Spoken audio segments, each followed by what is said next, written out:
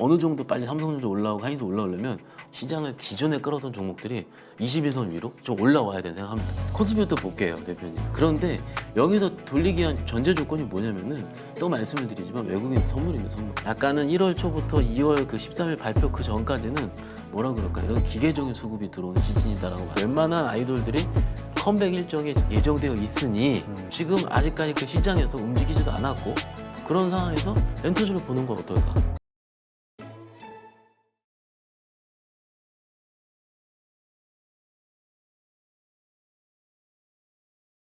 자, 지금 이 조정이 네. 우리만의 조정이 아니라 사실 나스닥이 지지선이 좀 무너진 상황이잖아요. 그렇죠. 예. 그렇기 때문에 이제 더 불안해하고 그렇죠. 공포스러워하는 건데 혹시나 이 미국발 어떤 악재가 좀 터지지 않을까에 대한 두려움, 네. 그걸로 인해서 뭔가 급락장이 오지 않을까에 대한 두려움 어떻게 봐야 될까요? 그런 어떤 그 요인들이 좀 아직 살아 있을까요? 불안한 요인들? 아직은 살아 있는 거 맞습니다. 왜냐하면은 잠깐 화면 좀 보시면은요. 지금 제가 그 미국 주식에 있는 시가총액 상위 종목들을 뽑아봤거든요. 근데 애플 보시면은 애플이 아직 61선을 회복을 못 하고 있습니다. 그리고요 마이크로소프트 얘는 괜찮은데 보시면은 테슬라 확 깨져 있고요. 그러니까는 소위 우리가 알고 있는 M7 있는 주식들이 일부 올라오긴 해야 돼요. 올라오긴 해야 되는데 그나마 좀 다행인 점은 엔비디아예요. 엔비디아 아직 안 깨고 있거든요. 저희가 7월 달 처음 그 HBM 올라오고 11월 달에 시장을 버틸 때 기준이 뭐냐면은 그때 기억나시죠, 여러분들? 이때 11월 20일까지 엔비디아가 짱짱했거든요. 네. 어떻게 보면은 최근 이틀 동안에 시장이 조금 밀렸었던 이유는요. 제가 보는 한도 내에서는 퀄컴 무너졌죠. 그러네. AMD 최근 반도체 소부장이 올랐었던 이유가 뭐냐면은 퀄컴이나 AMD 같은 AI 반도체 확장에 관한 즉 온디바이스 AI 확장에 관한 섹터에 있는 종목들이 잘 가서 코스닥을 버티게 했는데 그리고 거기서도 주도주가 나왔었죠. 그랬는데 요 이틀 전부터 AMD가 5일선을 깨고요. 회복을 못 하는 겁니다. 그러니까는 다음 주에 CES도 있고요. 그리고 JP모건 헬스케어 컨퍼런스도 있고요. 그리고 미국에 이제 최근에 우리를 급등시키게 했었던 설레게 했었던 이런 온디바이스 관련한 AI 칩 반도체 있는 설계하는 칩 제조업체들이 이렇게 강하게 올랐다가 이렇게 좀 부러지고 있으니까는 네. 제가 보기 핵심은요. 만약에 시장이 좀 어느 정도 빨리 삼성전자 올라오고 하이닉스 올라오려면 오히려 AMD라든지 혹은 퀄컴 같은 시장을 기존에 끌었던 종목들이 21선 위로 좀 올라와야 된다고 생각합니다. 근데 그거는 제가 바로 맞추는 건 아니고 미국 시장이 좀 나와야 되는 거거든요. 그렇죠. 근데 이게 제가 경험적으로 미국 종목을 제가 매매를 많이 하는 편은 아닌데 매매를 할 수가 없으니까요. 근데 한번 이렇게 추세를 탔다가 어느 정도 20에서 이렇게 AMD 기준을 깨잖아요. 그러면은 과거에도 보시죠. 한 번씩은 들어 올렸던 경험이 있거든요. 그러니까는 요거 들어 올리는 걸 확인을 하고 우리 시장에서 접근을 하더라도 만약 보수적인 투자자분들이라면은 일단 제가 보기 핵심 포인트가 되지 않을까 말씀드릴 수 있겠습니다. 네, 알겠습니다. 자, 우리 증시가 오르기 위해서 필요한 혹은 뭐 밀린다고 하면 거기에 아마 그 영향을 주는 요소라고 본다면 일단은 외국인의 역할일 것 같긴 한데. 그렇죠. 네. 그 외에 또 뭐가 있을까요? 일단 외국인 선물은 아까 말씀을 잠깐 드리긴 했는데 지금 계속 말씀을 드리지만은 지금 아까 금융투자의 매도와 그리고 외국인 선물 매도가 한 이틀 정도 계속되고 있는데 그 다음에 우리가 시장이 안전하게 회복할 수 있는 것 같을 경우는 당연히 홍콩 중국 시장 이제 확인을 해봐야 되는 거고 아까 저번 주에 말씀드린 것처럼 다음 주에 대만 시장까지 이게 지금 삼각이 좀 물려 있어요. 물려 있고 오늘 해운주가 좀 급등이 나왔는데 홍해 쪽 어제 사고가 좀 났었었고 네. 유가도 급등이 나왔었고요. 그러니까는 조금은 뭔가 마음 편하게 1월 2일보다는 지금 1월 5일, 6일, 지금 4일 이쪽이 넘어가는 게 좀 불편한 겁니다. 그렇죠. 그러니까 유가도 어느 정도 우승일 수 있는데 좀 보시면은 그러더라도 이게 시장이 또 해볼 좀 재밌는 게 뭐냐면은 이거예요. 제가 계속 개별주 살아있다 말씀드렸는데 흥구소유 같은 경우는 상한가 쳤거든요. 그러니까 지금 물론 테마성으로 간다 하는데 그러면은 테마성으로 얘만 갔었으면은 S-오일이 안 움직였죠. 똑같습니다. 아, 시장에서는 어느 정도 어제 기준으로 유가가 한 3% 정도 올랐을 겁니다. 근데 추세로 봤을 때 별로 오른 거 아니거든요. 그런데 시장에서는 이런 식으로 계속 움직이고 있다는 점이고, 오늘 시장 보시면은 대한해운 보셨을 텐데요. 해운증 오늘 급등이 나오고 있습니다. 또 다시 쉬었다가. 그런데 요게 지지난주에 좀 홍해 그 사태 나왔을 때랑 지금은 좀 다른 게, 지금 화면 보시면은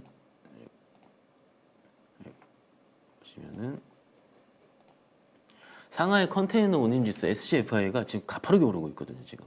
그러니까는 이게 지금 운임지수가 처음에는 아 테마성으로 올랐다 싶은데, 이게 지금 머스크도 돌아간다고 하고요. 운행 멈췄다고 하고. 그러니까는 이게 좀 추세적으로 계속되는 거 아닌가 이 생각이 드는 거예요. 그러면 이쪽 정전에 대한 불안감 일부, 유가 좀 올랐고, 그리고 중국은 아직 오르지 않은 상태. 그러니까 요거 자체가 하나하나씩 풀리면서 올라가야 되는 거고, 그렇지만 우리 같은 경우는 지금 워낙 최근 한 3거래 그 1월 2일까지 반도체만 내리땡겼기 때문에 지수에 대한 일부 조정의 가능성이 남아 있는 거고요. 그래서 그럼 어떻게 될 것 같니라고 말씀을 물어보신다면 저는요, 하나씩 좀 해결되지 않을까. 그런데 해결될 때 급등이 나오면서 해결된 건 없거든요. 지수가 좀 편하게 하나하나씩 지수가 안정이 되고요. 그리고 안정이 될 때 개별 종목들이 같이 안정이 되는 모습을 보일 수가 있기 때문에 일단 좀 지켜보시는 게 어떨까 같이 말씀드릴 수 있겠습니다. 네, 알겠습니다. 자, 그러면 그 앞으로의 우리 증시 흐름 어떻게 흘러갈 것으로 보시는지 일단 한번, 사실 이거는 맞춘다는 게 어려워요. 네. 어렵지만 현재 일어나고 있는 현상들을 좀 바탕으로 네, 한번 우리가 생각을 해볼 수 있는 거지, 예상은. 지금 보시면은 이제 일단 코스피부터 볼게요, 대표님. 지금 우리가 1월 2일까지 가파르게 상승을 한 다음에 이틀 조정을 받았거든요. 일반적으로 기술적으로 볼 때 21선 지지를 먼저 봅니다. 저희 입장에서는. 그러면은 이 21선 지지가 나올 때 안 나올 때를 확인을 할 거예요. 그러면 대부분 트레이더 같은 경우는 21선 지지를 하고 돌릴 때 매수를 할 겁니다. 그렇기 때문에 여기 지지 여부 굉장히 중요하다라고 많은 테크니컬 애널리스트 분들이 많이 얘기를 하시죠. 네. 그런데 여기서 돌리기 위한 전제 조건이 뭐냐면은, 또 말씀을 드리지만 외국인 선물입니다. 선물 지수가 돌아야 돼요. 지금 이틀 동안에 1조 6천억, 1조 7천억 정도 판 거는요, 제가 보기엔 과하게 팔았습니다. 네. 그래서 저는요, 하루 이틀 안에는 좀 다시 판매수가 좀 나올 것 같습니다. 이게 그렇게까지 1조, 2조까지 때릴 만한 수준의 경제 여건이 파괴된 건 아니거든요. 그렇게 많이 판 거는 어떤 식으로 보시면 되냐면, 과거에 갑작스럽게 금리 인상 사이클 나온다는 그런 식으로 조단위로 팔았지, 최근엔 그런 적이 없었습니다. 그러면 미국 시장에서 너무 가파르게 올랐기 때문에 조정을 있었는데, 일부 그것들이 좀 뭐 시장에서 소화가 못해서 계속 남아있다 보는 게 맞을 것 같으니, 일단 코스피는 이렇고요. 코스피가 만약에 지지가 된다면은요, 대표님, 네. 지지가 된다면 코스닥은 더 오를 것 같습니다. 왜냐면은 이게 경험적으로 1월 증시는 코스닥이 나쁘지는 않았고요. 그리고 아직 아까 말씀드린 것처럼 아직까지 종목에 매한 끊이지 않았고, 수급적으로 봤을 때도 지금 들어오는 게 보여요. 지금 1,300억 뭐 이 정도 좀 매도한 거는 별로 나오지 않은 상황이고, 개인들이 계속 매수를 하고 있기 때문에 코스닥 시장에서는 일단은 좀 볼 수 있겠다, 이렇게 정리하면 어떨까 싶습니다. 네, 알겠습니다. 자, 그러면 우리가 이러한 그 시점에서 주목할 만한 종목들 어떤 것들이 있을까요? 일단은 종목도 종목이고요. 한번 제 이슈를 아까 좀 말씀 좀 드려볼게요. 네. 최근에 패시브 얘기를 제가 좀 많이 했을 겁니다. 그리고 저 시총 한 3, 4조짜리가 좀 잘 간다 말씀 좀 많이 드렸고, 정리를 좀 해드리면은 MSCI 모건스탠리 인덱스가 2월, 5월, 8월, 11월에 진행이 돼요. 진행이 되는데 이제 2월 달에 2월 13일 날 정기 변경 발표가 있습니다. 네. 발표가 있는데 이 변경 발표를 할 때 시가총액과 유동비율 두 가지로 발표를 하게 되거든요. 그런데 시가총액은 어떻게 되냐면 1월 18일부터 1월 31일까지 유동적으로 아무 무작위 날짜로 얘네들이 뽑습니다. MSCI에서. 그래서 유동비율이 맞는 거를 MSCI 신규 편입이 된다 하는데, MSCI 편입이 되면은 굉장히 많은 금액의 패시브성 자금이 들어오기 때문에 그 종목들이 미리 사려는 움직임이 있죠. 그런데 지금까지 편입 확정이 된 종목들이 뭐냐면, 일단 에코프로머티, 거의 일단은 지금 기준으로는 확정이라고 하고요. 네. 그리고 최근에 급등이 있었던 한진칼. 음. 한진칼이 오를 때는 뭐 H&M도 아닌데 왜 이렇게 뭐 이렇게 하시는데 한진칼도 소리 소문 없이 그냥 예 이렇거든요. 진짜 강합니다. 보시면 진짜 강하네요. 진짜 강합니다. 이게 어떻게 보면 저는 패시브성 수급이 미리 들어오고 있다고 생각을 해요. 그리고 바이오 안에서는 알테오젠 이런 종목들이 계속 회자가 되고 있거든요. 그리고 보고서상으로 봤을 때 두산 로보틱스 이거는요 소위 사타파라들 자주 하시는 분들한테 말씀드리는 게 아니고 만약에 내가 시장을 좀 피해 있고 싶고 내가 좀 기계적인 수급이 있는 종목들 그런 걸 생각한다면 왜냐하면 종목 분석이 어려울 수도 있고 그러니까는 지금 시즌은 약간은 1월 초부터 2월 그 13일 발표 그 전까지는 뭐라 그럴까 이런 기계적인 수급이 들어오는 시즌이다라고 맞을 것 같고요. 그리고 제가 2월 13일 날 발표한다고 말씀드렸는데 이게 이번에 안 됐다 치겠습니다. 그러면 또 5월 달에 또 있어요.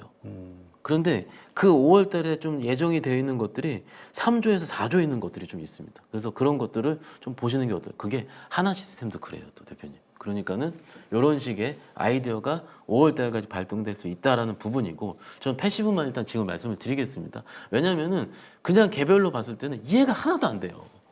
근데 이 패시브가 들어올 수 있다라고 생각을 하고 보면 또 달라집니다. 또 그렇죠. 종목들이. 그래서 이 MSCI 이슈 하나와 두 번째는 뭐냐면은 코스피 이전 상장 이슈가 있습니다. 근데 코스피 이전 상장 이슈가 있는 종목이 뭐냐면은 LNF요.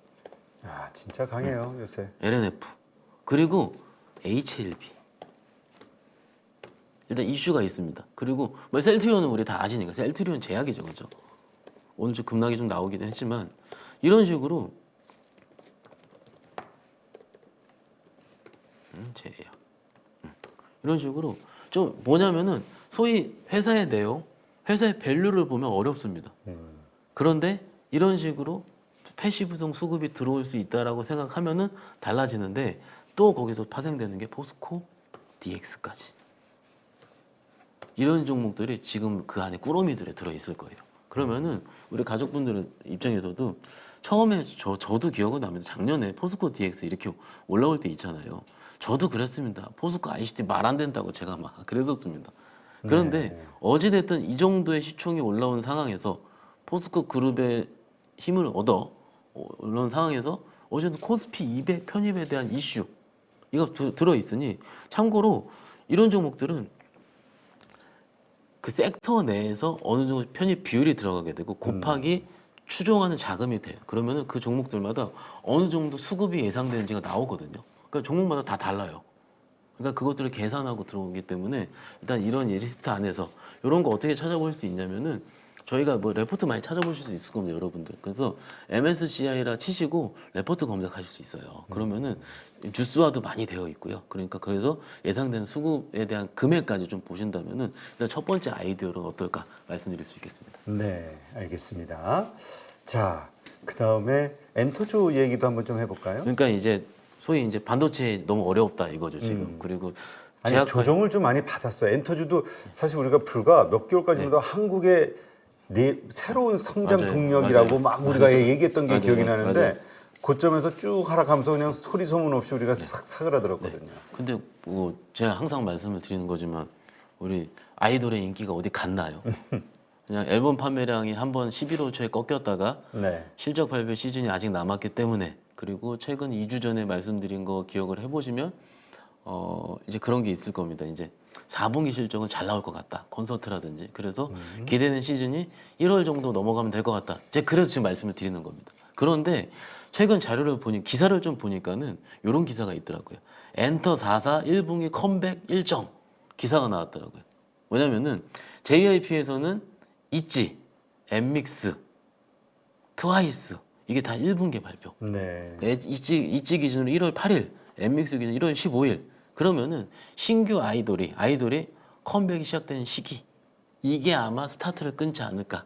그 1월 초부터 나와 있거든요. 그리고 하이브 기준으로 투어스가 1월 22일, SM이 라이즈가 1월 5일. 지금 며칠 안 남았잖아요. 그렇죠. 그러면 이제 저는 좀 약간은 뭐라 그럴까요? 기대를 해보자는 거죠. 뭐 바로 매수 이건 모르겠지만은 항상 우리가 엔터주를 바라볼 때 어떤 아이돌 데뷔해서 히트 쳤다. 그래서 그때 쫓아잡으면 또 물렸던 것처럼.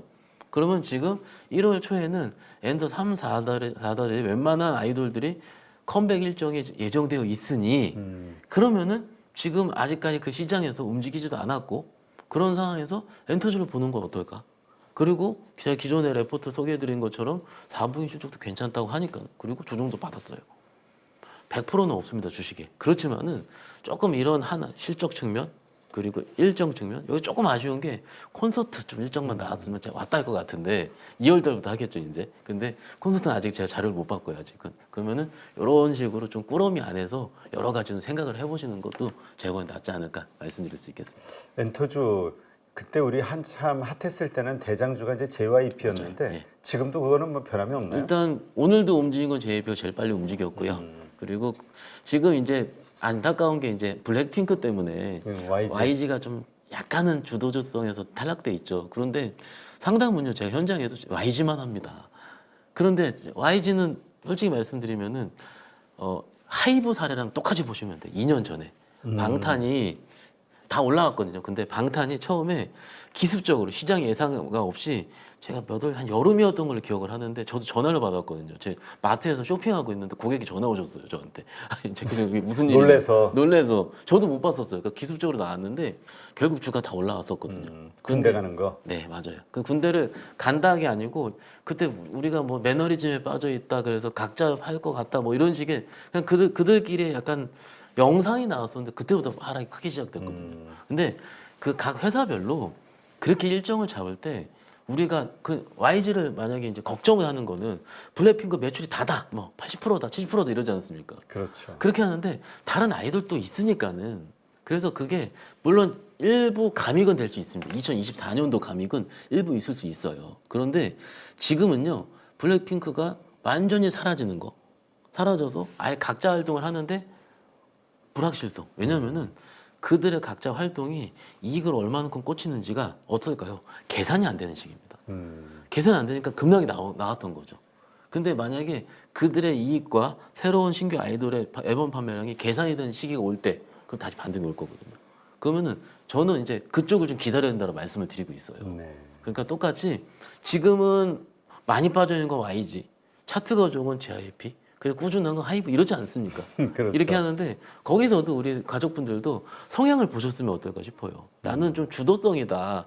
그럼 JSN, JYP로 이런 식으로 좀 성향에 맞는 좀 종목 피킹이 되면 어떨까 이렇게 말씀드릴 수 있겠습니다. 알겠습니다. 그러니까 결국은 이게 조정을 좀 어느 정도 받고 이제 좀 반등하려고 꿈틀거리는 이런 종목들을 좀 찾자. 섹터가 됐든. 맞아요, 맞습니다. 이거네요. 맞습니다. 이게 조금 저희가 얼마나 많이 기다렸습니까? 지금 사실은 오늘 입장에서도 반도체 살짝 밀렸고 지금 다음 주에 이러죠. 일정 있고 그러면은 1, 2주를 기다리게 해드리기가 좀 죄송한 거죠. 제 입장에서도. 왜냐면 저는요 3시간 기다리면 지겹거든요. 조직할 때. 솔직히 제 입장에서는 너무 빠르게 내겠네요. 어찌됐든 그만큼 시장에서 참여하는 제 입장에서는 정말로 빨리빨리 움직이 눈에 보이는데 우리 가족분들도 다 보실 거라는 거죠. 보실 건데 지금 한참 조정 받고 있는 것들 그렇지만 좋은 것들 말씀드려봤자 이게 좀 기다리기 힘들어요. 그래서 조금 어느 정도 좀 여러 가지 모멘텀이 좀 나름대로는 좀 복합이 되었다라는 생각한 걸 조금씩은 좀 조심스럽게 말씀을 드리고 있으니까 판단을 좀 잘 해보시면 어떨까 싶습니다. 네. 그리고 그 요즘 이렇게 좀 시장이 변동성이 좀 있을 때 네. 지수 플레이 하시는 분들 맞아요. 그거 가지고 레버리지 사용해 가지고 인버스가 됐든 뭐 맞아요. 레버리지가 됐든 네. 이런 걸로 그 수익을 내려고 하시는 분들이 있더라고요. 왜냐면은 생각보다 레버리지 ETF의 변동성이 큽니다. 그러니까는 소위 이제 저도 가끔은 한두 번 소개시켜 드렸던 내용이긴 한데 만약에 지수가 올라온다 칠게요. 그러니까 근데 내가 종목을 잘못 잡았어요. 그런데 지수는 올라와요. 그럼 그만큼 낭패가 없거든요. 그러면은 ETF 매매를 통해서 지금 코스피 지수도 최근 고점 대비해서 조정을 많이 받았고요. 코스닥도 조정을 많이 받은 상황인데 이틀 동안 그러면은 만약에 아까 말씀드린 논리대로 뭐 AMD라는 퀄컴이 다시 반등이 나와서 엔비디아 반등이 나와서 지수가 올라가려고 할 때 내가 어떤 섹터를 잡을까? 이거 첫 번째. 근데 내가 어렵다 싶으면 레버리지 지수 ETF 레버리지 이런 것들을 통해서 매매 플레이도 괜찮다 생각합니다. 단 근데 이거는요 현금이 있을 때 얘기거든요. 근데 꼭 이렇게 매매하시려고 대출받아 하시는 분들이 있어요. 그치. 이게 문제예요, 대표님. 이게 그만큼 이제 뭔가 확신이 있을 때. 맞아요. 그러니까는 이게 저희도 이걸 어쩌면 일종의 매매 방법으로 사용을 하는 거지 무조건 절대 반지 이런 건 아니거든요. 그러니까는 조금은 이게 하나의 방법이다라고 이렇게 계속 소개를 시켜드리니까 우리 투자자분들도 좀 생각을 해보시면 말씀드릴 수 있겠습니다. 예. 네, 알겠습니다. 하여튼 이렇게 변동성이 크다 보니까 어떻게 이러한 변동성을 이용해서 돈을 벌어볼까? 그렇죠, 맞습니다. 네, 이런 예. 각도에서 여러 가지 생각하시는 분들이 많아서 하나씩 한번 점검을 해봤습니다. 근데 하여튼 가장 이럴 때일수록 정말 부자 아니라면 리스크 관리가 제일 그럼요. 우선이겠죠. 그러니까 현금이 30% 이상 있는 분들이 지금 매매를 하실 때지 30% 없다 생각하시면은 조금은 기다리셔야 됩니다. 네, 알겠습니다. 이제까지 박현상 차장과 함께했습니다. 고맙습니다. 감사합니다.